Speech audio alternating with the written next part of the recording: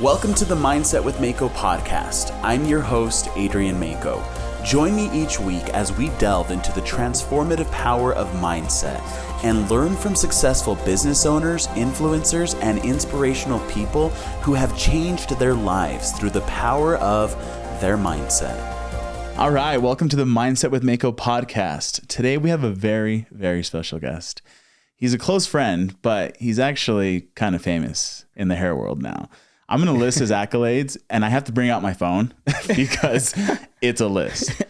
So first off, he's the national educator for Josh O.P. Yeah. Wall Professionals and Hattori Hanzo. He's the 4th annual Wall Barber Battle winner. He's Modern Salons Top 100 Stylist for 2021. He's a 2-time Top 5 One Shot Award finalist. He's been featured in Barber Evo, Salon Evo, Beauty Launchpad Magazine, and many more. Welcome to the podcast, Peter Puertas. What up, my man? We forgot to talk about that we're Peruvian blood brothers. We are Peruvian blood brothers. We were one of a few Peruvians in our high school. And that's true. We went to together too. We went to Provo High together. We set the bar high. Exactly. We set the bar high. Dude, I'm really excited for you being here. Seriously. Dude, I'm pumped. Thank honestly. you. I've loved seeing your evolution from like what the person that I knew in high school to who you are today. I remember you cut my hair a few times in high school. Mm-hmm. I don't know if it was more of a hobby back then. We'll get into that. Yeah. But like, I remember once we were out of high school, I had this barber I went steadily to, and he was good. Yeah. You know, he was good. He was not a bad barber. And I don't know what happened, but for some reason, I knew you were cutting hair, but for some reason, he couldn't get me in, or for whatever reason, I was like, I'm going to go try Peter. Like, he's my friend. I've heard good things. You cut my hair once, and I was like, this guy's different. This guy's different. I am a very, very picky person when it comes to anything. Good. Food, music. I play piano, so I'm very picky and very meticulous. Yeah. So, and I could tell that's how you were with how you cut hair. The detail that you took to cutting people's hair, I didn't see it anywhere else. Yeah. And so I want to let you know that I don't come to you just because you're my friend. If I didn't like the way you cut my hair, I wouldn't come back. I wouldn't. I believe you. So kudos to you. Yeah, well, heck yeah. I mean, I do remember like cutting your hair in high school. Like I wouldn't even call that a hobby back then. No, it was just straight up. I mean, we had Mikey that he would cut hair just for fun because he was messing around. Right. So I messed around. Right. And then I didn't touch clippers for years after that. Right. You know, it was just messing around. So, but it's cool. It really has been cool for you to truly see my evolution because, I mean, you're kind of one of the OGs, I would say. I mean, if I cut your hair in high school, whoever I've cut in high school, like that's truly the OGs, right? Yeah. Where you guys saw me before it even became a hobby. Right. Right. So, I mean, obviously a lot has happened. A lot has changed. A lot. Once I put 2 feet in, like it was, my whole body went in. Yeah. And it was a lot more than, I mean, you just listed off a ton of things, right? And I'll be honest, there's still so many more. Right. Those are like those are like my highlights, I would say. Sure. But obviously we're going to talk about how we got to that point. Nobody really talks about that. You know, nobody really talks about how I became in that position very early on. Mm-hmm. And we forgot to mention that is that I'm only 3.5 years out of school. Right. And we'll get into that, but like, which is crazy. A lot has happened in a very short amount of time. And to have you kind of seen that from literally before, since the beginning, you know, before that, like it's cool. It's really, really cool. And I've seen you grow too. So thanks, bro. Now you're doing podcasts. I'm freaking proud of you. That's freaking sick. I was listening to Casey's this morning and bro, it's really, really cool to see you elevate your mind and just to kind of collaborate together is awesome, dude. Thanks, bro. I appreciate it. I'm just trying to bring people on here that I think people could be inspired from. You've obviously you've been very successful in your industry, but aside from your successes, I like to dive deeper as far as like what it took for you to get there. And I think yours is specifically special because let's be real, Utah, there's a lot of hairstylists. Yeah. Right. Oh yeah. Saturated. It's very female heavy. So for a male to come into this industry and do what you've done in the short amount of time that you've done it, it's different. Yeah. It's different. So I want to rewind back a little though. We've talked about a high school a little bit, right? what were you like in high school? What were your interests? What kind of you think led you to, made you who you are today? Yeah, I mean, aside from hair, I mean, I guess everything I did in high school growing up made me who I am today, with or without hair, right? High school days, man, I'm a big athlete. Like, I loved playing soccer. Like, soccer was truly life. Like, that's all I did. That's all I wanted to do.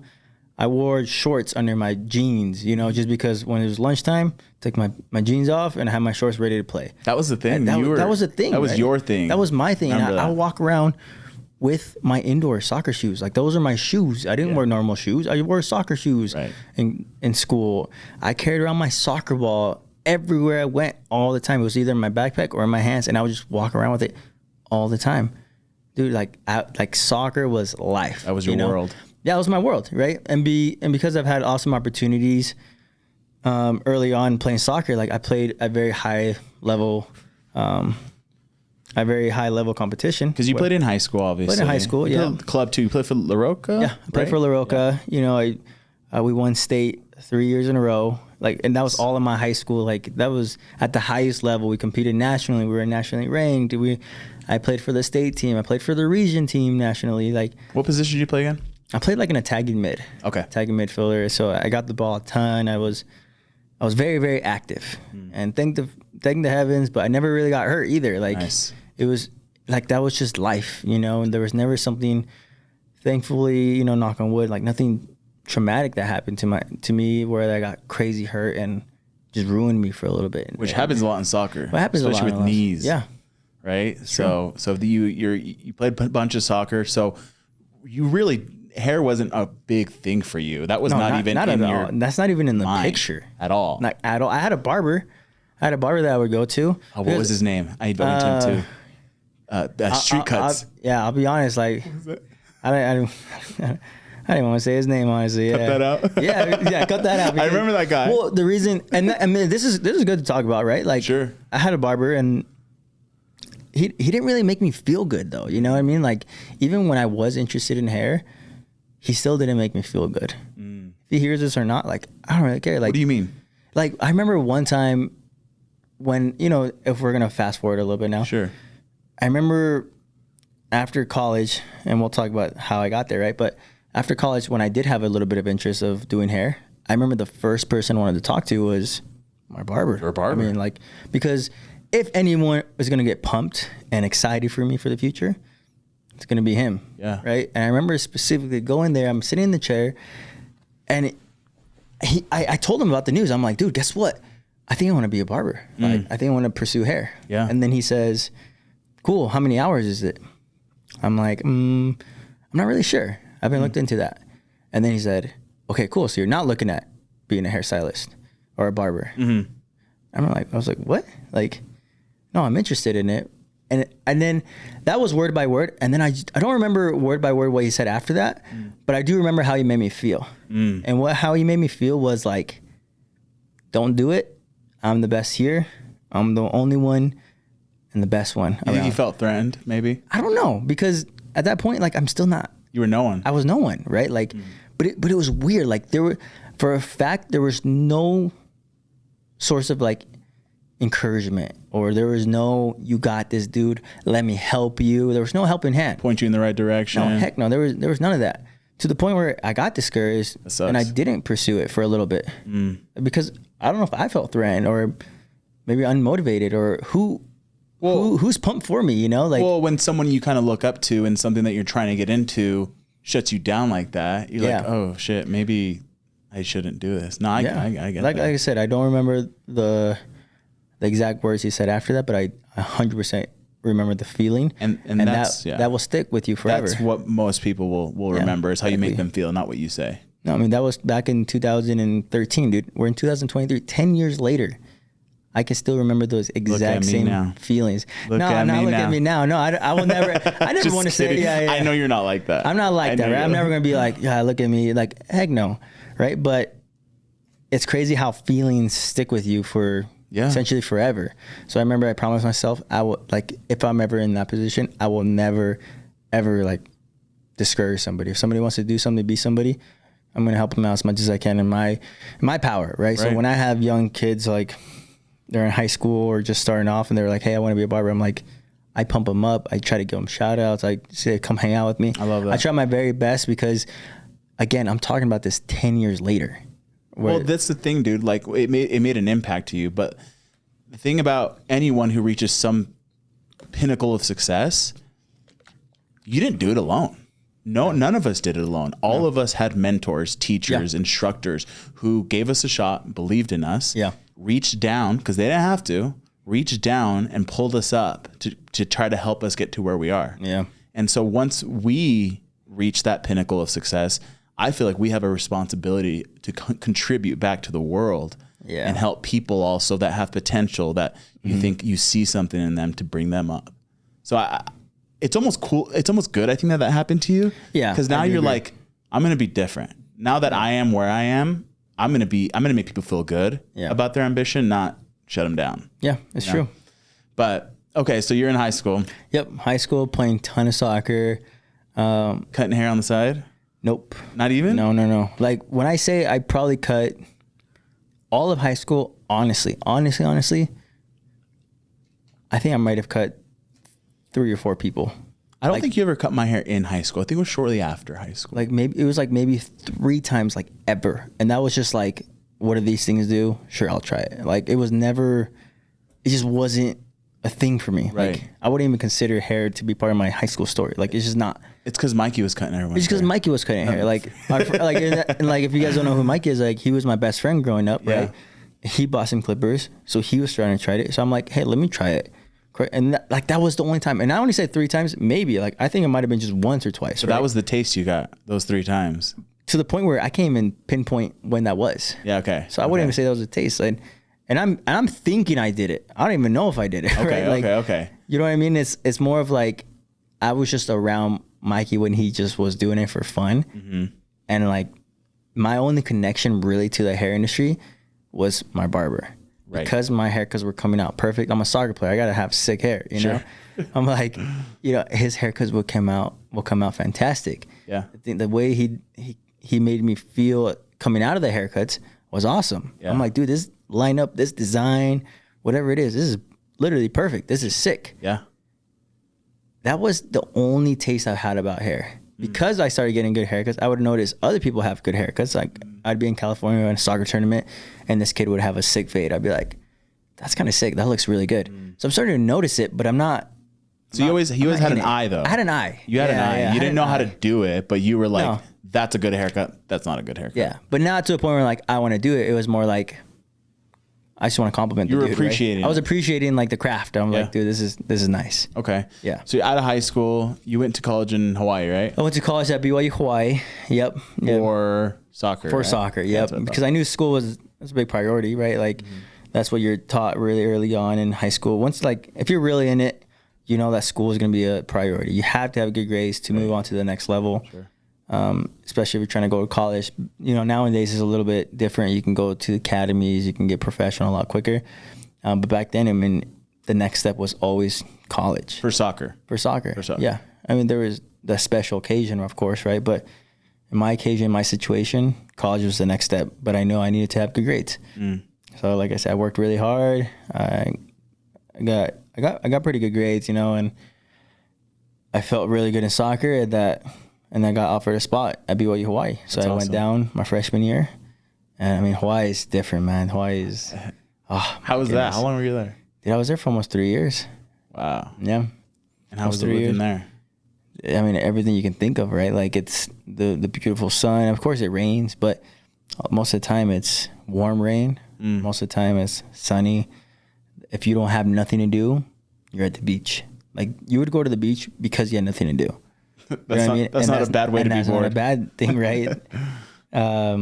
Lots of hikes, just lots of fun. And of course, everyone they're without their parents, their family. So everyone there is there to have fun just like you, right? So it's cool to kind of be around people that are your age that want to have fun, and you buy a car and you have a lot of fun, honestly. So that's awesome, man. Yeah. I love that. So you're playing college soccer at that point. Yep. Isn't that where you met Megan too? So I met Megan on my 3rd year. Your third year in college. So I went to college for a year, left on a mission to Los Angeles for 2 years. Okay. And then came back for 2 more years after my mission.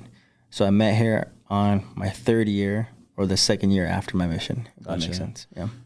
Do you think she played any kind of role in kind of introducing you to the hair world? Because she does hair too. Oh yeah. So my wife does do hair, and 100% she was a huge part of me and pushing me towards it, because up to that point I did have an interest. So going back to my freshman year, I didn't have my barber, right? I thought his haircuts were so perfect that I was worried when I got to Hawaii. I'm like, who's going to cut my hair? That's always a tough thing. If you lose your barber, you're just like, oh my God. If you're traveling, if you're moving, like it's the worst, right? It is. And back then, like, I was worried. I was like, frick, what am I going to do? So when I got there, I had one of my teammates try to cut my hair one time, and I was like, oh no, like I truly missed my barber. And I was like, holy crap, I can't believe, because image for me was everything. I mean, it is now for a lot of people, but like if you look good, you play good, you know, but you feel good. And you feel good, right? Like that's why I wanted a good haircut. And so when he cut my hair, I was like, freak, this is not good. I got to do something about this. And I remember looking at my schedule when I was at BYU Hawaii, and I saw that we were going to play Dixie here in Utah in like a month. So I called my mom up. I'm like, Mom, I need you to buy me some clippers. She bought me some clippers. She went to Walmart. She bought like a $10 set. Ooh. I didn't know it was bad. I thought it was sick. I was like, sick. Knew. Yeah. So for an entire month, since we weren't at Dixie yet, for an entire month, I remember watching so many YouTube videos. I'm like, I'm going to learn how to cut my own hair. So I watched a ton of videos, like Chris Bosio, 360 Yeezy. Like these are big YouTubers that were a big inspiration to me back then, you know, and A-Rod and all these hype videos and like how to do haircuts with what type of hair. And so I felt like I learned all the knowledge first. And then when I got to Dixie, I got clippers. So a lot of people thinking like, man, you're such a natural at this. Like, how do you are so good so early on? But I think I got very lucky because a lot of people will just buy the clipper first and then they'll try to figure it out. I felt like I figured it out first and then I got the clippers. You reverse engineered it. Yeah, but like I didn't do it on purpose. I just didn't physically have the clippers. But right? You did the homework first before you put the tools in your hand. Yeah. Which sometimes that can be better because a lot of people do learn by doing. Yep. Right? Yep. Not to say one is right or one is wrong, but you did a lot of the research and the homework first. So once you had the tools in your hand, you kind of knew what you were doing. So I never felt stuck. I did feel nervous a lot of the times though. I remember one time I was in the locker room, cut this guy's hair. I was struggling. And then I remember the next day I saw him in the cafeteria and he had a whole different haircut. Oh shoot. He went somewhere else. Yeah, he went somewhere else 24 hours later. And I remember I wasn't mad. I wasn't sad. I remember I like kind of laughed at myself. I'm like, this is funny. Like because I wasn't taking it seriously yet. Like I was practicing, you know, I started cutting my roommate's hair. And then in Hawaii, like if they see somebody that have clippers, they automatically think this guy knows how to cut hair. But it's like, no, I just own them. Right. But we're all poor. So why not? Like I'll give you a free haircut. Right. So I started giving free haircuts. I had to quickly and forcefully figure out that not everybody's hair is the same. And that's what they teach you later on in the industry. Not every hair texture is different. You got to be careful with this kind of skin, blah, blah, blah. I was forced to learn that because Hawaii is so diverse. Right. And so I was like, wait a minute, this is different. Why is Asian hair a lot different than textured hair? Like what the, right? And like, wait, his hair is super fine and dark, but his hair is super fine and light. Like, wait, do I do the same? Like, and I just had to figure it out on my own, and I did. A lot of trial and error. Lots of trial and error, but free haircuts. Free haircuts, yeah. Free. You're getting free. You kind of can't. Yeah, one time I started charging $5, dude. I felt like I made it. It was. I remember when I went to that. I was so nervous. I was like, how am I gonna go from free to $5? I feel bad for my clients. Like how can I do this to them? And I remember $5 P-cuts. Yeah, I was like $5 P-cuts. What's funny about P-cuts, dude? This is funny that we should talk about this. My original name was never P-cuts. What was it? So when I started my Instagram, it was Lil off the top. I don't even remember. It was LIL _ Off the Top. Lil Off the Top? Lil that Off was the Top. That was going to be your name? That was my name. What? Dude, I don't even remember that. I mean, a lot of people don't. I mean, how long was it like that? Maybe like a month. Okay, well, that's probably because why. So that's how I started my Instagram. But first off, I hated that, like, nobody could get it. Like, when people were like, hey, what's your Instagram? I'd be like, Lil Off the Top. They're like, okay, little. I'm like, no. Like, Lil, L-L. Nope. Take out the T's. No, just L-L. Yep. Off the Top. Nope. No. Underscore. Like, it was just too hard. It was too hard. I'm like, you know what? This sucks. And then I remember one of my, he wasn't my roommate, but he was just a friend. There was a lot of people there, and he was like, yo, I need a haircut by my man Pete. Like that. I needed that Pete cut. And then everyone was like, yo, I want a Pete cut. And then they started calling me Pete cuts. And like, it was just all super natural. Yeah. Like, we were just in a dorm. So many people started calling me Pete cuts, to the point where I'm like, man, stop calling me Pete cuts. Like, my name is Lil Off the Top. All right.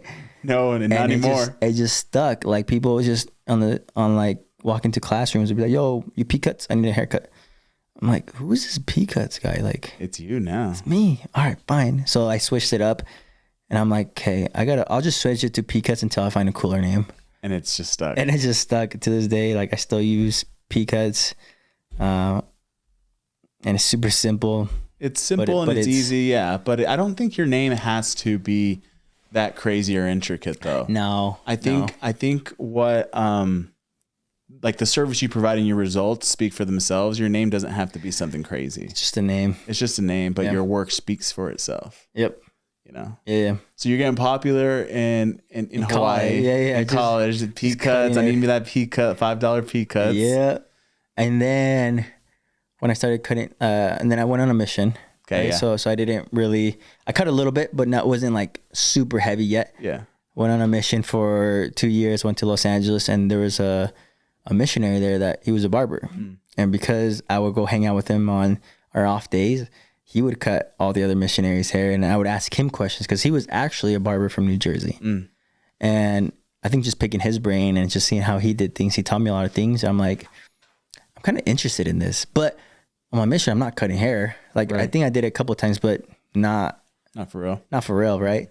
So right when I got back from my mission in 2015, I bought some better clippers. Some walls too. Yep. Shout out to Wall. Some better wall clippers. And then I started taking it a little bit more seriously, right? Where I started charging people $7, $10, right? And I started doing it more consistent on certain days, and I started doing the basketball team in college. I was like, man, I'm the shiz now. You know, I felt really good because you're broke in college. Any money helps. Yeah. So that's when I started getting into it. And then one guy that really truly helped me out, his name was Brett. He was this Polynesian guy from college. I remember cutting my own hair in the bathroom in the dorms, and he was just kind of standing behind me with his arms crossed. Poly dude, right? I'm like, what? Like, does he want a haircut? Freak! I'm cutting hair in the bathroom. He's probably doesn't like this because there's hair all over the bathroom. Sure. Because we share this unit kind of thing. So he comes in, he's like, you cut hair, bro? I'm like, I like cutting hair, but like, I'm trying to get into it. He's like, hey, bro, like, sit down real quick. I got you. I'm like, oh, wait, do you cut hair? He's like, yeah, you keep missing some spots in the back. I'm like, sure. So he started fading me up, bro. And it was the cleanest fade I ever had. Really? I'm like, where, like, how'd you learn this? He's like, just practicing on the island. I'm like, okay, sick. And then he started teaching me, like, I would kind of say the kind of like the hood way to cut hair, like self-made way. Yeah, the self-made way. Like, we don't have a straight blade handler. We just had the blade, and he would like pinch it and just use his fingers to hold the blade and line you up. He wouldn't even use a hand because we didn't have money for a handle. Right. I'm like, what the heck? How the heck do you do that? Like, and then he would fade me up by using clipper over comb and scissor over comb. I'm like, dude, how are you doing this? And it was so impressive, and it was so advanced to me. And I'm like, holy crap. So I would say Brett and the guy from my mission, his name is Brigham Luna. I would say those two are like the two people that I'm like, I looked up to. Like, these guys taught me how to cut hair. Right. Like, they sparked the biggest interest in me wanting to cut hair and getting better and wanting to become better. Me and Brett almost had a little business, right? Like, People couldn't get into them, so they come to me, and then people couldn't get into me, so I sent them to Brett, and we were just like P cuts and B cuts and B cuts, PB Brett, and cuts. yeah. PB and cuts, yeah. Let's make a sandwich. But that's how I really got into hair.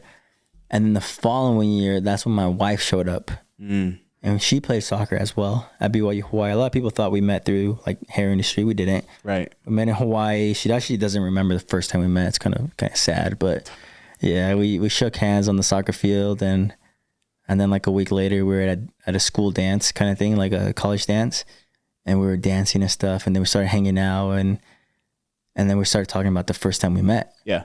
And she was like, "Yeah, we met at the dance."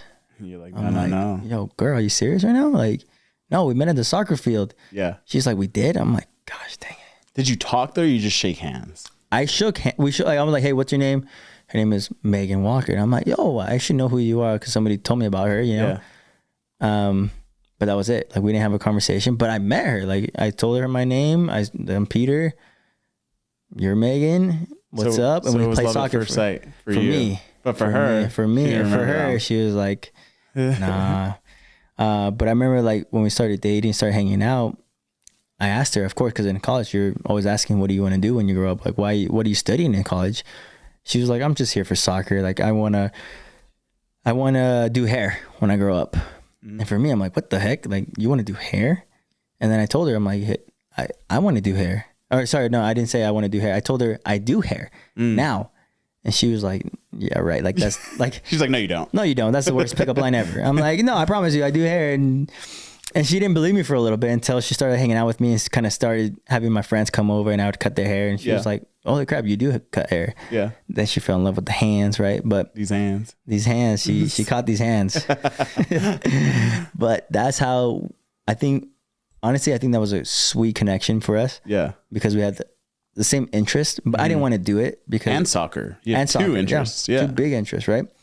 She wanted to do it seriously. I didn't want to do it seriously because stereotypically, if you're not in the industry, you being a barber or a hairstylist, a hairdresser, stereotypically people think you don't make enough money. Like there's not enough money there. Like, hey, good job, bud. Like, right. Like, when are you gonna get a real job? Like, and that's how I felt for a little bit. I'm like, I didn't want to pursue hair because of that reason. Like, you didn't see it as a career. No, you saw it as a side gig. I'm like, that's cool. You didn't make it anywhere else. That's how I literally thought. You know, I was like, holy crap! Like, little did you know, a lot of these ladies are raking it. Dude, raking it. Like, it is. Dude, it is ridiculous how much people make in the hair industry. That's true. Ridiculous. I know. I mean, I don't know exactly, but I can do some basic math for you and for the ladies. So you had looks like a lot more influences in college from Megan and from Brett and from other people that really influenced you to realize that you have a little bit of a passion for hair. You probably weren't sold on it being a career. Yeah. So at what point were you like, okay, like, I think this is something I'm going to pursue now as a career? Yeah. So when we got back from Hawaii, again, I didn't want to pursue hair, but she did. So she started, we dated some more. We got married. We sealed the deal. And then she started hair school through a salon. She was an apprentice. So she was doing school through them. I was working at a car dealership. I was working there for about like a year, 2 years almost. Yeah. And I didn't feel fulfilled there. Like my dad and my brother, back then they both had their own car dealerships. Right. Like that's the family business. It's a car dealership, and I loved it. I mean, grew up working on cars, moving cars, like doing everything with cars. But it got to the point where I started working with them, and then I started thinking like, man, is this the rest of my life? Like, is this what I'm gonna do? And I never felt fulfilled. Like, I liked going to work, but I don't think I loved it. And I knew that if I wanted to make as much money as my brother or my dad, I couldn't work under them. Like, I had to be my own thing to even have a chance at like being as successful as them. Right? Because I view them as successful people. For sure. And so I'm like, okay, I got to go out. So I actually signed with a pest company, a door-to-door sales company. Nice. They trapped you into the door-to-door life. They trapped me, and I signed the deal, and I was going to go to Milwaukee and go sell there. I even flew. I had a goodbye dinner with my family here. Wow. Me and my wife flew to San Diego to like, because her extended family's there. we were there for like 2 or 3 days, and then I just had like this gut feeling like, don't go. This isn't for me. This is not for me. So I remember thinking, I'm like, frick, how do I get out of this, you know? Long story short, I got out of the contract. They were cool with it. Luckily, thank you. Shout out to the pest control company. I forgot their name. Shout out. I don't remember. If they're still in business. They're in business, but I cut so many pest control. I can't even shout, you know? But they were cool with it. Yeah. And literally, I didn't get on the plane. I just didn't get on the plane from San Diego to Milwaukee. And then I changed my flight from San Diego to Salt Lake City. Right. I came back home. I went back to my brother and his car dealership place. It's called Car Match. Shout out Car Match. Hey. But I went to them and I was like, yo, can I, actually it wasn't called Car Match back then, but car dealership. And I was like, hey, can I get my job back? And simply they were like, the job's already filled. Like They said no. They said no. Well, they can take me back, but I couldn't get my same position. Oh, wow. Yeah, so I was like, man, like I was making good money. Like what the heck? Because I was a region manager. Right. So I'm like, well, freak, what do I do? So right? What? Like you're gonna be a car salesman now? I wanted to get my job back, yeah.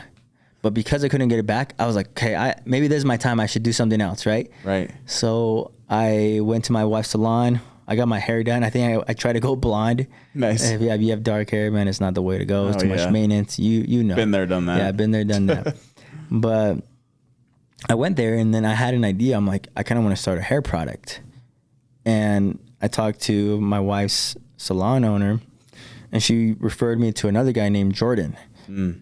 And Jordan, he creates hair products and he has his own barbershop. And so I went in there and I talked to him. It's just kind of like how we're talking now. I'm like, dude, so how did you get to this point? How did you create products? And he told me his story and it was really, really cool, really inspiring. And then at the very end, he's like, dude, why don't you do hair? Yeah. And I'm like, because there's not enough money, dude. I just want to create product maybe to get some money. To sell, yeah. To sell. He's like, look, do this. Call Paul Mitchell Provo. Call him up right now. Schedule a free tour. Yeah. Go check it out. There's no harm. I'm like, you know what? Okay. So we called them on the spot. And the next day I went on tour. I went on tour at their school. They walked me around. They showed me all the rooms. It was really cool. And then literally at the end of the tour, they're like, okay, cool. Like if you want to sign up, let us know, blah, blah, blah. Our next cycle starts very soon. Right. And I remember saying, I need a contract right now because I'm so like motivated. I'm like on a high. Yeah. That if you wait for me to think about it, you're going to overanalyze I'm going to overanalyze it and just not want to do it. Like, give me a contract right now. They're like, are you sure? I'm like, yes. Like I have an interest. I want to do something new in my life. Like just give it to me. Just go. Literally signed that day. And then a month later, I started hair school at Paul Mitchell Provo while my wife was doing school at an apprenticeship at a salon. So we were both doing school at the same time, but 2 different routes. Good for you for, following that gut feeling. Like you did it when you realized like you had signed a contract with that pest control company, right? Yeah. But you listened to your gut, whatever you want to call it, bigger force or God or whatever was speaking to you, and you acted immediately. I feel like a lot of times in our lives we get those gut feelings or those very strong feelings in us, and we kind of ignore them. Yeah. Right. And then we don't go for the big ambitious thing, or we do the wrong thing, or we waste our time in a relationship or a career, or whatever it might be.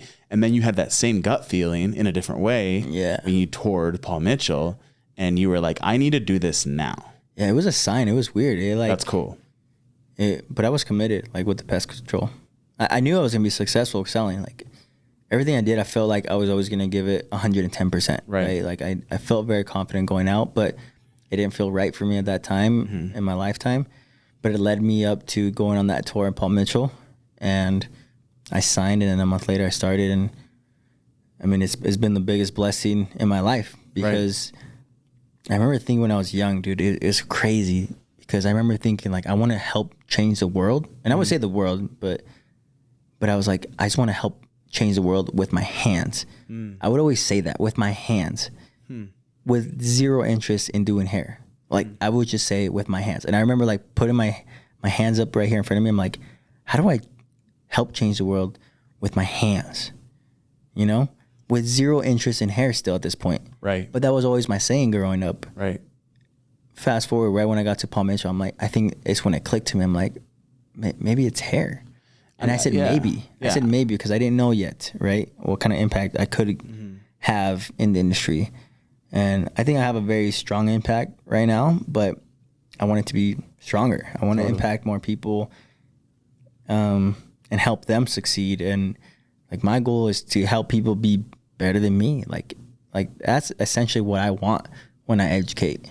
Is I want people to truly be better than me, to do better than me, be more successful, win more awards, whatever it is to fulfill them. I want that to be for them, right? You don't feel threatened by that at all? No, like, and I've never felt threatened by anybody. Like, it's just like, I truly, when I truly say like I encourage people to be better than me, like I truly mean it.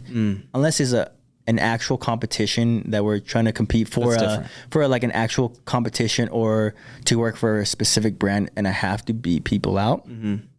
Of course, I gotta be the best that I can, right? Sure. And then it's up to them. But as far as like education goes, and I'm teaching classes, and like, I honestly think if they can be better than me, that's what I want. Right. You're rooting for them to grow. Yeah. I'd rather say we all make it than I made it. Right. Does that make sense? Right. No, totally. What's that transition been like? Obviously, you went to hair school, you graduated, you got into the industry. Yeah. But like going from, because you didn't have to do education. No. It's not something that is required. Nope. Why did you have a deep passion for educating, and why aren't you just cutting hair for you? Yeah, I think stereotypically when you're in hair school and you're a hair student, or even if you're not a hair student, like clients, even people that don't do hair, people view hairstylists as a successful hairstylist if they own their own barbershop or salon. Right. Like, because that's all they really know. Like, okay, do you have your own shop? Sick, you made it, dude. We're so proud of you. I think you made it if that's exactly what you wanted to do. But if that's not what you want to do, like, then that's not what you want to do. Right. Right. So the whole time when I was in hair school, I remember telling myself, I can't wait to have my own place. Can't wait to have my own place. Later to find out that when I talk to more salon owners, barbershop owners, I'm like, what are the pros and cons? Like, yeah. But tell me about the cons. Like, right. Are they heavier than the pros? And I think I got to the point where I finally realized, holy crap, like, I don't want to do this. Right. Like, I'm only wanting to do this because I hear this almost every single day. When are you going to open up your own shop? I'm like, oh, soon. I got you guys. But I was doing it for them, not for me. Right. And then I'm like, wait a minute. I don't want to do this. Stop.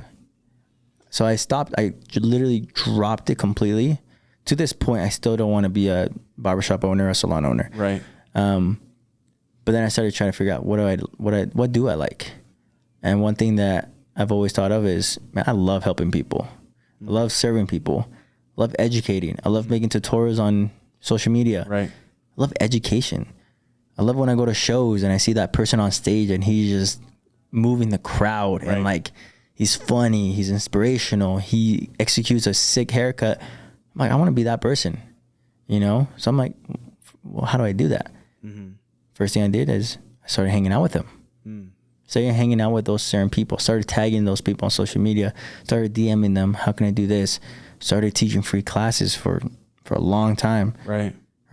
If I don't have a class in front of me, I don't have people to teach, okay, cool. I'm going to make a social media post on teaching. Not on teaching, but teaching something on social media. Right. Because I don't have somebody in front of me, but I can still teach by doing that. It sounds like what was more important to you was the impact you could make in your industry versus your name up on a salon door. Yeah, I can care less about that. Right. Yeah. And I can. It'll still be cool, but sure. Maybe one day. That's not what I want. But that's not what was most important to you. It sounds like, and I feel the same way too. Like with real estate, like a lot of times they're like, well, when are you going to start your own team? I was like, and I was the same thing. I don't want to start a real estate team. Yeah. I want to perform and do my job at a high level. Yeah. And I mentor agents below me and I help them grow. So that's where I find the most rewarding, and I obviously help and mentor my clients. Right. Yeah. But I also have no desire of starting the Adrian Maco real estate team, like, at all. I just want to do what I wanted. I'm good at doing. Yeah. And contribute. People get peer pressured or into like society, what society wants, that's what you should do. Right. But think about if you would have done that all that energy that you would have put towards that is energy that you wouldn't have been able to put towards what you actually wanted to do or be. Exactly. And that's how I realized I didn't want to be a salon owner, because I didn't want to put one foot there and put one foot in education and just give it 50% there, 50% here. I wanted to put 2 feet in. You want to go all in education. I think that's why education and being branded and all that stuff really took off for me, because there wasn't even one toe into thinking I wanted to open up a shop. Right. You had no desire for that. I have no desire, right? Like zero. So when people ask me, when are you going to open up your own shop? Up to this point, I said, for now, that's just not part of my goal. Like that's not what I want. Can it change? Of course. Goals can always change, can always adjust. But right now, my current life, like I don't see that part of my future. And like, it's not there, you know? So that doesn't mean I'm unsuccessful. It just means I'm doing what I want to do and it's going great. One thing that I think we've talked about in the chair, and that you're talking about, you know, what people ask you when you're cutting their hair, like when you're going to open your own shop. One thing that I've kind of noticed always is you don't call yourself a barber.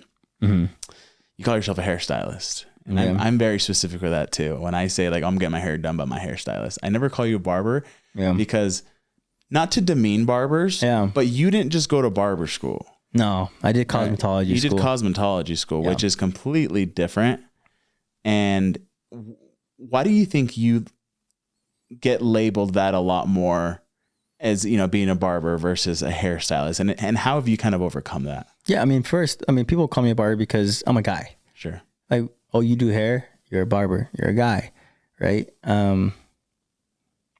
If I get called like a hairstylist, unfortunately, back then, you still get it today. Like stereotypically, they think like you're feminine and or gay, or straight up, you're gay. Yeah. You're straight up gay, right? And I got that a lot in hair school. It sucked to the point where I remember starting in hair school, and I still didn't feel comfortable telling people I was in hair school.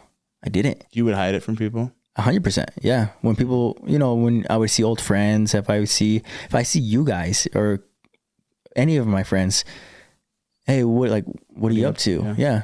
Oh, I'm at UVU. Cool. And then they'd ask me, what are you up to? I'm like, this is what I would say. I'm in school right now. Oh, sick. Cool. That's it. If they left it at that, yes, fingers crossed, right? But if they ask like, well, what are you going to school for? They would say, oh, what school? And then in my head, every single time, I remember just feeling like, frick, I go to hair school. Okay. Oh, cool. Like, sick. Okay. Like, it's like sick, bro. My wife goes to hair school. Yeah, my wife does hair. Cool. So, you know, it's like, freak, I felt embarrassed. I'll be honest. I can see how that's uncomfortable, man. Very uncomfortable because I was the only guy for a little bit in Paul Mitchell. The only guy doing cosmetology. There was actually no barbering program at Paul Mitchell Provo, but I did cosmetology because I wanted to learn more. Like, I didn't want to pay all this money just to learn something that I kind of already felt comfortable with. You learned on YouTube. Yeah, I learned on YouTube, right? But like, I'm like, if I'm going to pay all this money, I'm going to learn how to do color and how to do perms and how to do longer haircuts. Understand hair. And understand it even more, and then pick and choose. Right. With cosmetology, I still had to do manicures and pedicures and facials. I didn't know that. Yeah. I hated it. But that's what's fun about it, is that I tried it out. Right. Because what if I didn't hate it? Give it a shot. Yeah, what if I didn't hate it? What if I absolutely loved working at a spa? Right? That would have been my new calling. Right. But because I tried it out, I tried it all out, I started to pick and choose. And the reason why I started calling myself a hairstylist earlier on, because at first I was doing color. I was doing longer hair. Right. I wasn't just barbering. I felt limited as barber, like just the labeled barber. Now, because we had this conversation. How long ago was this conversation? Maybe 6 months, a year ago. It's been a while. It's been a while, probably like closer to a year, honestly. Like, to be honest with you, dude, like it's shifted a little bit. Really? Yeah, since then. Because I stopped doing color. I stopped doing longer hair, you know? I started working in just shorter haircuts. With men and women. Right? So to answer your question, I mean, my mind has a little bit shifted a little bit. Like, yes, I'm a barber. And I remember telling myself back a year ago, 2 years ago, I would never call myself a barber. But I feel comfortable. I feel okay to call myself a barber. And the only way I can break that stereotype of there's a roof over my head, like I can only do this much. Yeah. Is I got to show them. Right. So if people go to my page, if people follow me, they know that even though I'm a barber, I do a lot more than just barbering. Right. It sounds like it was almost something you didn't want to be labeled as at first. Because you just, that limited you, and you wanted to be so much more than that. Yeah. But now you've gotten to this level where you've reached that you kind of have nothing left to prove. No. Like, let's be real. Yeah. Now you can do anything. You don't just do men's haircuts, but now you can choose, almost be like, actually, I am a little bit more of a barber now, and I'm okay with that because I got nothing left to prove. Yeah. I love that. And I am okay with that. And you know how hard-headed I was about that. I was like, dude, do not call me a barber. You know, I'm okay with being called a barber. Sometimes I still don't say, yo guys, I'm a barber, right? I still sometimes say I'm a hairstylist. It's whatever comes to my mind really at that moment, right? But I'm okay with that because if you know who I am, if you see my work, you know I'm not just a barber. I think you can be both, right? And typically, and I think that's unique in itself. Yeah. Because most barbers aren't hairstylists. And let's be real, most hairstylists, I wouldn't call them barbers. Can they do men's haircuts? Sure. But I think that's different than being a barber. Yeah. I feel comfortable going into a salon working there. I feel comfortable going to a barbershop and working there. I love that. I do both, right? At the end of the day, just a title though. Doesn't matter. If whatever you want to do, the sky's the limit. You know, the limit is that it's limitless. There's no limit. So, and luckily I've been able to prove that in a very short amount of time because the things that I've done, it's almost nearly impossible. Right. To kind of just be blunt with it, right? It's very, very nearly impossible. So when I was in school, I was a hard worker. I was a very, very hard worker. Anything that they gave at me, I took every single opportunity that Paul Mitchell gave me. Here's this competition, tight, I'm a part of it. Here's this fundraising, tight, I'm a part of it. Like anything that they wanted me to do, I was about it. And because I did all that, I found lots of success in school that set me up for more success out of school. Right. Because the way I ended school was the way I was going to start the rest of my hair career. Right. So I started impressing, you know, my school, like the directors, and then the dean and founder of Paul Mitchell, the school. His name is Win Clayball. He called me in my personal cell. Wow. Because again, I took so many different opportunities. I did very well with these competitions, and he's like, dude, how are you doing this? Who I'm are like, first off, who is it? You know, like he's like, I'm the dean and founder of Paul Mitchell, the school. I'm like, wow, you're like the man? He's like, I'm the man. I'm like, what are you doing? Like calling my personal cell. Yeah. And since then we had an awesome relationship, dude. Like the fact that he called a hair student is rare. Like it does not happen. Well, I think it's because what you did was rare. Because let's be real, most people that go to any school, whether it's technical or college, a lot of times they're just there to check boxes. Yep. They're there to check boxes. That's what it was for a lot of people. Get through the class, pass their tests. But you did that, but you also made the most out of every single opportunity. Yeah. And you wanted to experience the full experience of hair school, not just how to do it. Yeah. And I think that's pretty apparent, and that's why he noticed you. I mean, I hear it all the time. I hate hair school. I can't wait to get out. People that hated their hair school, their career, their experience, my answer is, dude, you did hair school wrong. You didn't take their opportunities. You didn't make the most of it. At the end of the day, sure. Like there's the moments when you're in school, you just want to get out. Of course, sure. But man, the way that they provide their opportunities for you is endless, and it's really, really cool. And to talk about those opportunities that was given to me, like they gave me a task to sell memberships. I remember those bags, right? Yeah. So that was the second thing. I bought a bag. Yeah, you did buy a bag. But before that, there was another thing. It was called like you pay $40 for free haircuts for an entire year. It was sick. Wow. And nobody sold anything. And then I was like, you know what? I'm going to post on my social media. So I posted. In 12 hours, I had sold 80 memberships. And to the point I had to delete it off my social media. I'm like, yo, I'm getting way too much money in my Venmo. Like, I should just bounce or something right now. But I was like, okay, this is crazy. So that's why when Clayball called me, he's like, dude, like, how the heck did you sell all these memberships? I'm like, I just tried. That's it. That's it, man. That's it. That is Literally, it. Man. That's me you versus the person next to you, that's the only difference, right? And it's going to be in life too. Right. There's going to be an opportunity on the table. The only difference is that one of you guys is simply going to try. Is going to take the initiative to actually do something. And that takes guts, because you have to be okay to fail. Yeah. And some people are so petrified by failing that they never take the step. And you took many steps. I took all the steps. I did it. Like, I just started going for it. That's why he called me. He wanted to be a part of my career. He was excited for me. He wanted to stay in contact with me. And then fast forward a couple of months later, there was a huge event that you fundraise for, where you sell these product bags. That's what you were talking about. Same thing. I was required to be able to go to this event. I was required to sell 60 bags. Long story short, I sold over 200 bags. Heck yeah. The reason I got over 200 bags is because there was a lot of people that were very close in like hitting their goals, but they didn't have enough bags to fundraise for their way to the event. So my director pulled me aside and she's like, can you post again and see if you can help them out? Wow. Heck yeah. So I started selling. I don't know how many people I got to it's called Caper. I don't know how many people I got to that event. But I got a lot of people to that event. I helped a lot of people. I sold my 60 and then 140 was distributed into the people that needed it. You started giving them away. I started giving them away, and it didn't even go under my name. And I knew that. And I was like, I'm okay with that.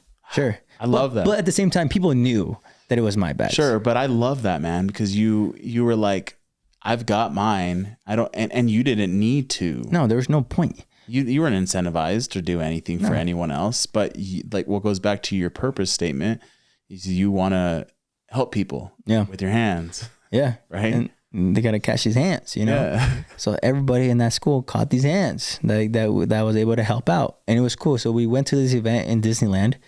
We got off the plane. We got off the bus at the resort. And Wayne Clayball, he shows up and he's like, where's Peter? Where's Peter? And he's like this, he's famous. Like he's truly famous. He's the man. Yeah. He comes up to me. He gives me the huge hug and he was like, okay, dude, are you ready? I'm like, for what? And he was like, because it's a big 3-day event where we see all these incredible famous educators there and just have this incredible like retreat feel kind of thing, you know? And he was like, hey, who's your roommate? I'm like, this guy. He's like, hey, roommate, take his bags to his room. I'm gonna be right back. I'm gonna take him somewhere. And we started walking and started talking and we went through all these doors. There was a ton of security. And then finally we get to the very end of through all these rooms and we go to this last door and it was like this massive kind of ballroom room. And in this room, it was every single famous educator that I looked up to at this point. Wow. That had to do with Paul Mitchell. Yeah. Everyone was working in their own chair. And I was like, holy moly, that's Popular Nobody. That's Fern the Barber. That's Noogie. That's Stephanie Kachowski. That's Kelly Cardenas. I'm like, I'm naming all these people. I'm like, dude, that's all of them. Like, I only see them on TV. Like, what is this? You know, like starstruck. Yeah, starstruck. And then we walk up and there's an empty chair. He's like, every day, 6 a.m., you're here. This is your chair. You're working with the team backstage. What? You're not gonna have an experience like a student. You're gonna be backstage with these guys. Wow. And I was just like dude, starting right now. He's like, right now. I'm like, oh, okay. So I started assisting all these people that I looked up to, and that's how I started connecting. And the show started, and there was 4,000 students there. They were all there watching this massive stage. Like models are coming out with their crazy cool hair. Yeah. They're all having this crazy experience, like having so much fun. I'm in backstage doing this hair, pushing them out. And I'm only seeing this because there was like a big flat screen TV back there. And I'm seeing the show happen as I'm working. And I'm like, but I can hear like the crowd just roar and like, wow, dude. Like I was like, holy crap, this sounds crazy. And I remember, not my work was out there, but I was helping people push their work out. Right. Because I never did my own thing. I just assisted a lot of people. But it was cool because I would text my wife because she went to the event as well. And I was like, yo, do you see the girl with the orange cool hair with a cool S on it? And it's just all crazy. I'm like, that was me. Like that was me. That was me. Right. And it was cool. And they actually brought me out as well on stage. And they were like, this is Peter. He sold over 200 bags. Like that's why he's back here with us. I think just to kind of show people, look, if you really want it. And I like that. My intent wasn't like, if I sell 2 on your back, so I'm gonna work backstage. You didn't know that was gonna happen. No, heck no. But that's just what happened, because in school, people think their work goes unnoticed. No, people are watching. People are truly, truly watching. And that's what set me up for success coming out of school. I had a great, fantastic, I would say very successful experience as a student in hair school. And at the same time, like I said, my wife's doing hair school at the same time. We both graduated at the same time. I graduated in July of 2019. She in the beginning of July of 2019, and she graduated at the end of July of 2019. And from there, we both worked at a salon called Intrepid in Orem. Yeah, I remember that one. Yep. And it was great, dude. I mean, I had a full clientele, very, very fast. I worked at a salon. It was amazing. Like, I felt like I was doing everything. There's a product line called Maverick for Paul Mitchell. They called me up. They're like, hey, you should come audition for us. And I'm like, this is sick. Like, that was my goal. Right. Well, that was my short-term goal, because my long-term goal was to be with Wall. So I'm like, I'm going to use Maverick to get me with Wall eventually. Right. So I went to, and these are things that people don't talk about, but they called me on a Friday night, and they're like, we need you here Sunday morning in Pasadena, California. And I'm in Utah. Wow. So I remember thinking, I'm like, okay, how am I going to do this? I don't have money. Because at this point, this was 3 weeks after I graduated. So I was so broke. Yeah. Right. We were living with family. Like, dude, we had nothing. Yeah. I remember I told my wife, I'm like, can we make this sacrifice? She said, yep. So I got in my little Prius, and I drove by myself from Utah all the way to Pasadena, California. I get there like 2 or 3 a.m. I stayed in the cheapest thing I could find in a motel. Wake up 8 a.m., go try out from 8 to 2. I felt like I nailed the tryouts. It was great. It was a great experience. And then from 2 p.m., I just started driving back home to Utah. Like, that was within like 24 hours. Like, that's what I did. Crazy. And then 2 weeks go by, and I got an email saying, thank you for trying out, but unfortunately, you did not make the cut. One guy called me that was on the team, and he was like, dude, you're just too young in the industry. Like, just get some time under your belt. Like, you actually were great. You qualified. Like, you met all the things they wanted me to meet, right? Yeah. As far as presentation, execution, all that stuff. But you're just get some experience. But that broke me, dude. Like, that broke. I remember crying in my car, because I was like, I wanted to be with Maverick so bad. Yeah. Right. And I'm like, man. And up to this point, this is almost like the first time I truly failed in the hair industry. Everything I did, competitions, I won everything. I was winning all these competitions. One time I got second place, but for me, that was still a win. Yeah. Right. I was getting first place. I was getting second place. I was getting awards. I was getting flown out to different, like, Hollywood because of everything I did. Right. Lots of wins.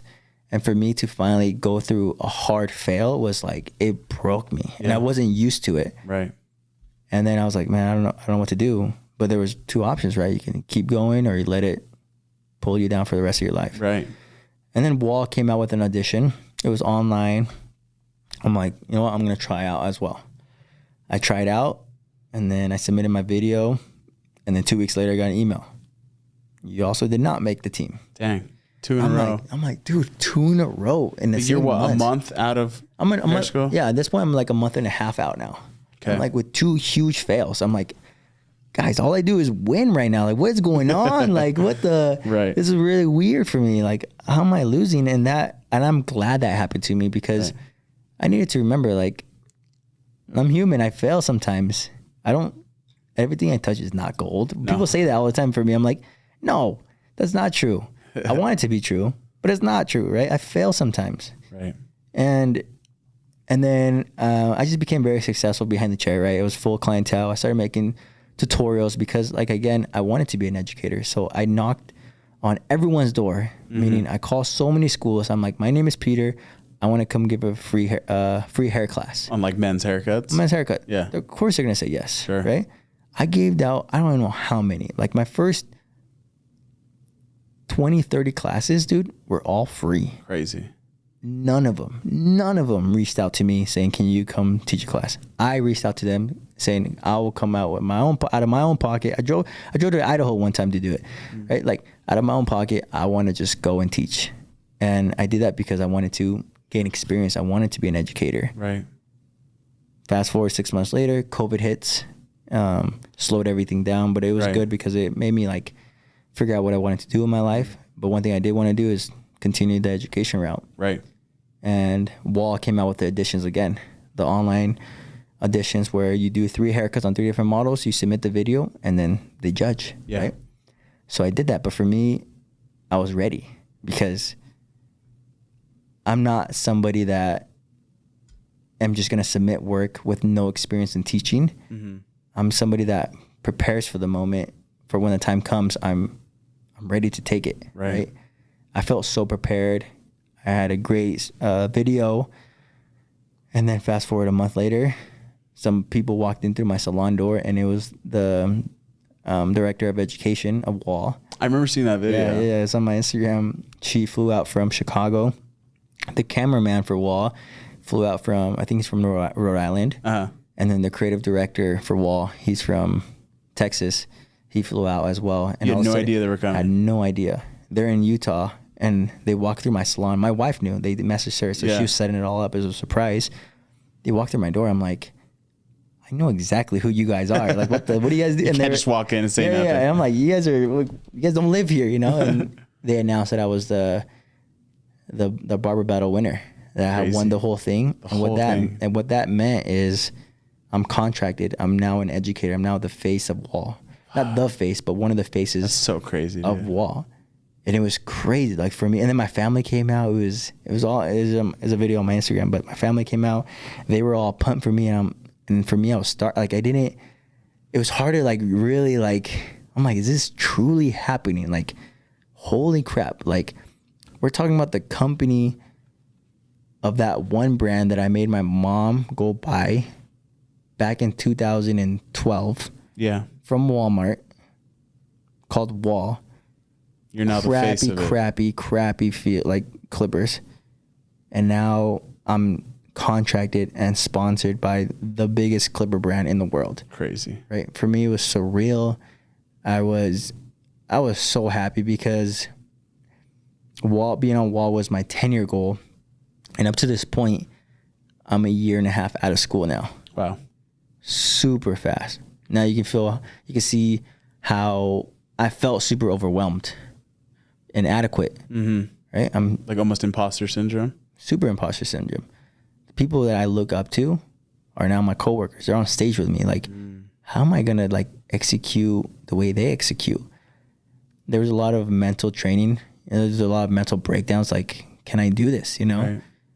But I think my mind was trained to be okay with failure. Right. Because I played so much soccer. I failed a lot. I lost a lot. You know, not a lot, but like the losses that I did have, like I try to learn from them. I try to practice and get better. Yeah. And when I felt inadequate and just imposter syndrome, like it's one way to figure it. Like I have to realize they chose me for me. That if they wanted just another barber hairstylist on stage for their brand, they would just pick a name out of a hat. Right. But why did they choose me? And so I had to feel confident enough to be up there and just do what I do, and know that I am giving value to them. You deserve to be there. And I deserve to be there. I am good enough. I have to tell myself that. You're good enough. You deserve to be here. You're one of the best. That's why they want you. Those affirmations are important. They're super important. There's videos I send to Megan literally when I'm in the bathroom before a class sometimes, and I'll send her a video of me talking to the mirror saying, Peter, you are the best. You got this. You're going to go out and kill it. And I'll send her the video just so she gets a kick out of it, you know? Yeah. But little does she know, I'm actually serious when I'm talking to myself. Like, as you should be. I have to understand that I'm special, right? With whatever you do in life, like whether it be you in real estate, you have to understand you are special. Right. Right. And then that's what's going to get you through that mental roadblock to be the best that you can possibly be. Yep. Where you are right now isn't an accident. No. At first I thought that. You're not just lucky. Yeah. Right. And you have to get over that mental barrier. So it seems like you've trained yourself to have a mindset of you belonging. Yeah. Right. And it's hard to, I feel like, sometimes accept that because of how quickly you did it. Yeah. Right? But I mean, I think a lot of people can learn from that. Yeah. And not to discredit anything you say, or you've done, but like a lot of times with the people that want to be where we want to be, all they have to do is look up and say, well, if he can do it, I can do it. Right. And so I like you said, the sky's the limit at that point. The sky is truly the limit at that point. So what advice would you give someone to finish off how about a male specifically? Yeah. That wants to go to hair school based on your experience. What kind of advice would you give them?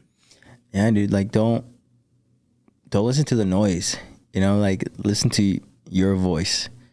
Like if it's so loud, just try to listen to your voice telling you you can do it. Do what you want. This is what you want to become. Like follow your dreams. Like there's a lot of noise around me, right? Like I said, I was very embarrassed in the beginning. Right. But what got me through it was, at first, is when I started seeing a little bit of success. Sure. I'm like, okay, this makes me feel a little bit more confident. Okay, cool. I can start posting about I'm in hair school.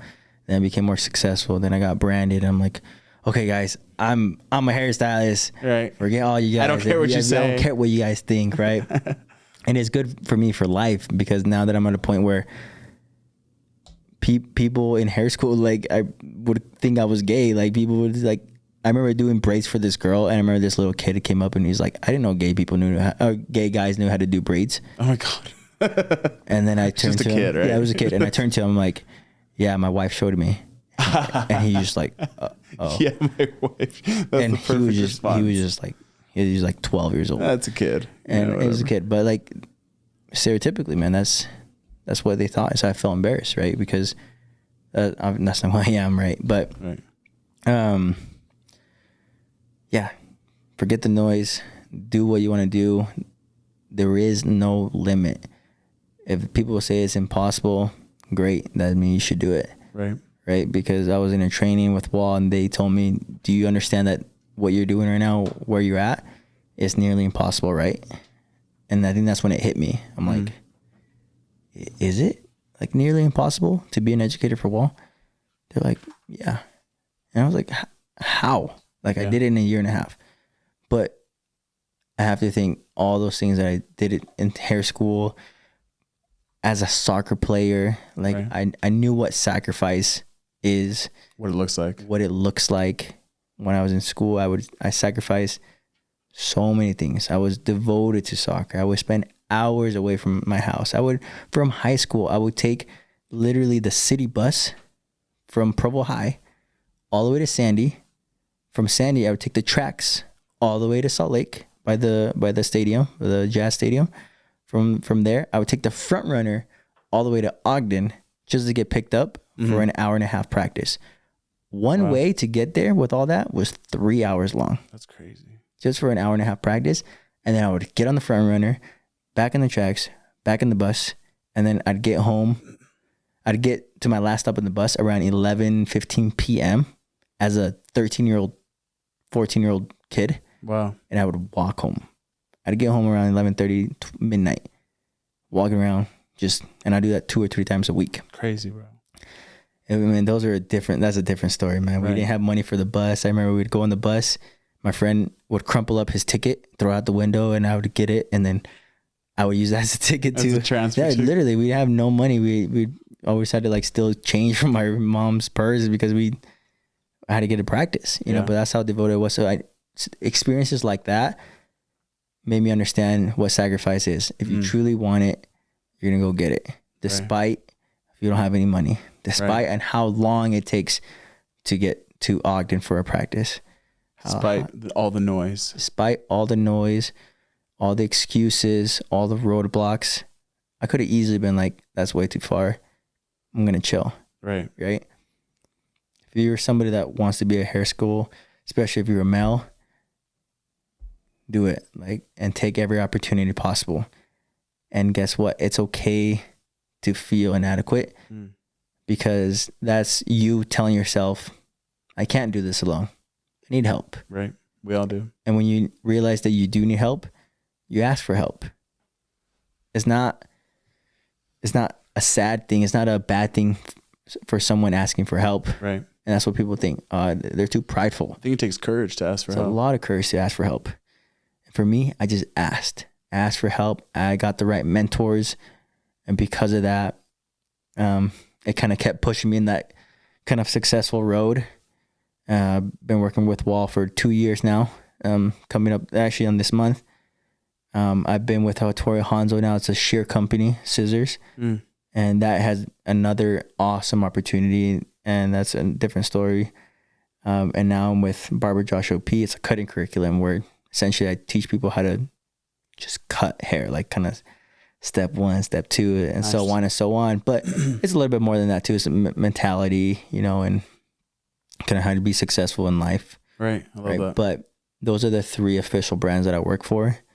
It's Wall, Hattori Hanzo, and Barber Josh OP. And every single one of them, I believe I fit perfectly with them, and they fit perfectly with me. They're aligned with my goals, you know, and we have the same vision. We want to help each other out.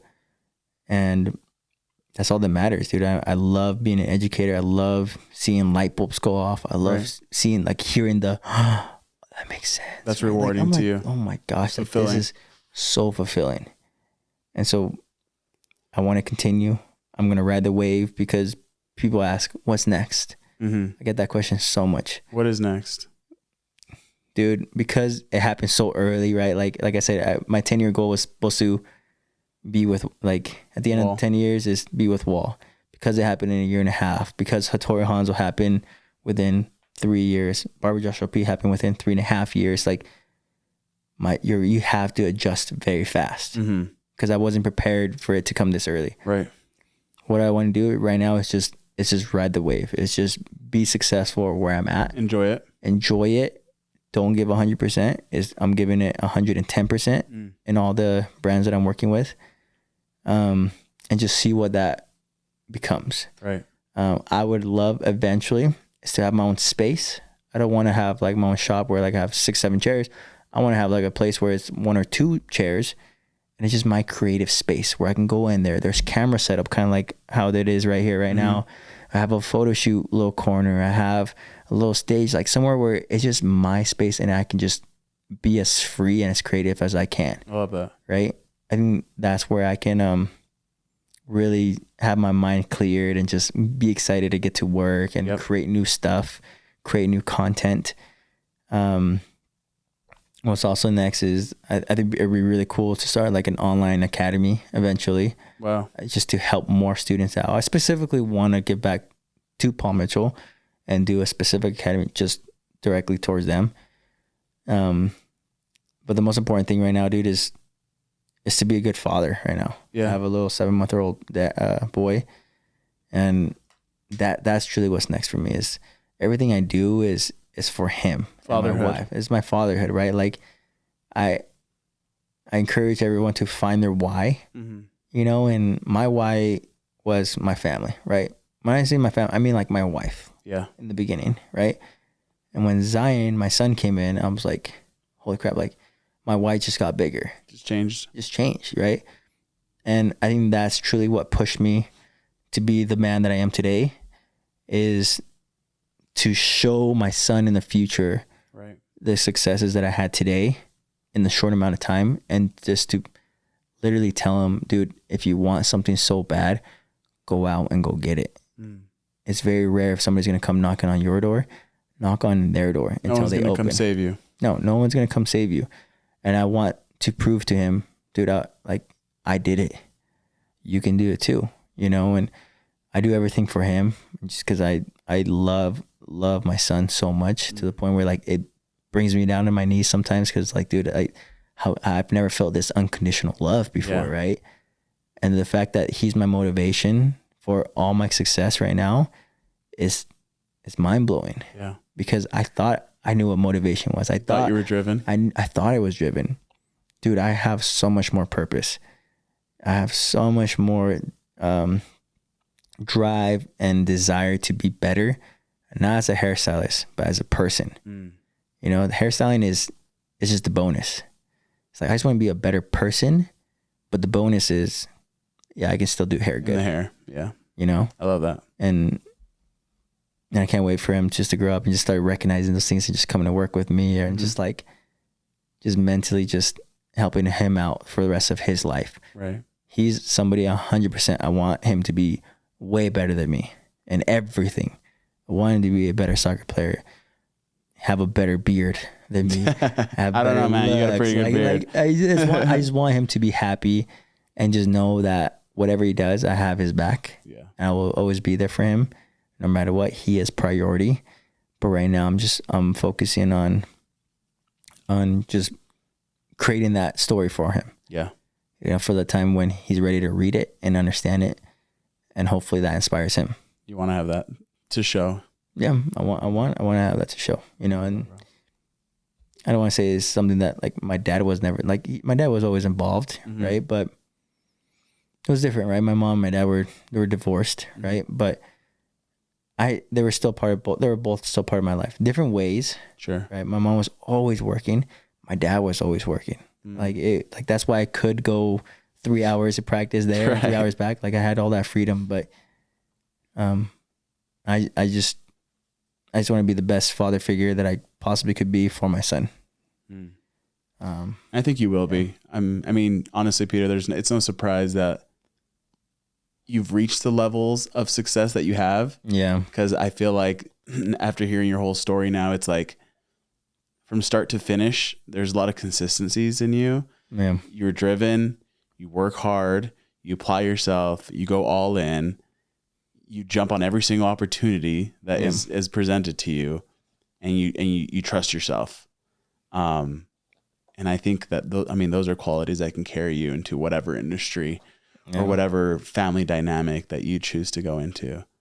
So, dude, I'm so happy for you. Seriously. Thanks, dude. I'm proud of you. Dang, I'm proud of you too. No, it does. It does. Like, I take every compliment. Like anytime people say thank you for the inspiration. Like it's better just to take it. Yeah. And just taking compliments. Right. Take 10 compliments. Yeah. Take the compliment, because that does help me. That motivates me a lot when you say, I'm proud of you. Like, dude, that means so much to me. Yeah. Because that's what drives me as well, is the people around me, it's the people that I surround myself with. I have an incredible spouse, Megan. Like she motivates me so much, right? It's not just like every couple, not perfect. Sure. But man, she is friggin' Wonder Woman. You know, she's incredible. I love her so much, and the things that she's gone through, not even close to what I've gone through, right? She has dealt with family death. Like she has dealt with a lot of failure. She's dealt with a lot of bullying. And I'm like, man, like, how do you get through? But the only way I can help her get through that is for me to mentally be there as well. Right. Show up for yourself so you can show up for her. I got to show up for myself so I can show up for her. So shout out Megan, because she's amazing, dude. She's incredible, and she inspires me more than she thinks, you know? I love that, bro. Thank you for being on the show today. Seriously. I just want to let you know that I am pretty specific and picky with who I'm getting on here. Just because, like, again, it's not just all about the accolades and the cool things that you've accomplished. I want to know the deeper stuff, and seeing what you've had to go through and seeing your whole story as far as how you made it is something that I think is inspiring, and a lot of people are going to be able to be inspired by and learn from.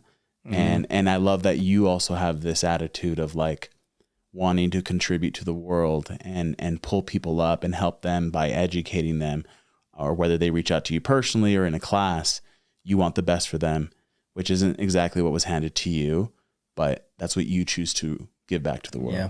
So Peter, thank you for being here. Thank you for being you. Appreciate it, dude. I appreciate you. And dude, that was incredible. We're gonna have to do this again, because dude, we could talk for hours. For hours, honestly. But again, dude, shout out to you too, man. Thank you for giving me this opportunity to tell my story. I think that's gonna be an advice for everyone: is tell your own story, dude. Keep telling your own, like, tell your story as much as you can. Fall in love with yourself. Fall in love with your story. Facts. Because that's what can motivate you at the end. Totally. You know. So thank you for allowing me to tell my story, because sometimes we forget. You know. Totally. And, you can learn from your own story. And yeah, dude, and just don't be late to your next haircut. Yeah. We'll We'll talk about that one. Thanks, brother. Appreciate you. Love you, dude. Love you, man. Thanks for listening to the Mindset with Maco podcast, sponsored by Maco Real Estate LLC. If you enjoyed this episode, please leave us a review. And if you know someone with an amazing story to share, DM me on Instagram at AdrianMaco_Utah Realtor. Until next time, remember, if you want to change your life, you must first change your mindset.